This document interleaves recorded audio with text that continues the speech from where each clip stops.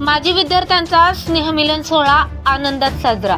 सेवाग्राम येथे यात्री निवासात घेण्यात आला आदिवासी मुलांचा स्नेहमिलन सोहळा।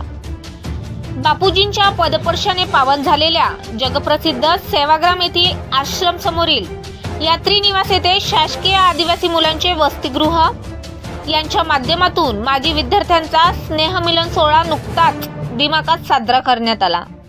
कार्यक्रमाची सुरुवात वसतिगृहातील दिवंगत विद्यार्थ्यांना श्रद्धांजली अर्पित करून इतनी शक्ति हमें देना दाता मन का विश्वास कमजोर होना या स्मृती गीताने करण्यात आली।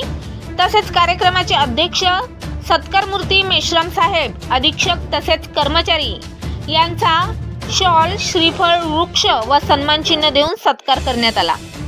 प्रास्ताविक प्राध्यापक मारुतराव सयाम यांनी केल्यानंतर प्रत्येक माजी विद्यार्थ्यांचे सन्मान चिन्ह देऊन स्वागत करण्यात आले। सोबतच प्रत्येकाने आपापले मनोगत व्यक्त केले। संचालन रणजित कडू यांनी केले तर सुनील मडावी यांनी आभार मानले। सरतेशेवटी दीपक धाबर्डे यांनी पसायदानाने कार्यक्रमाची सांगता केली। मुख्य संपादक Wilson Mokhade, Wardha. Blast news channel, Wardha.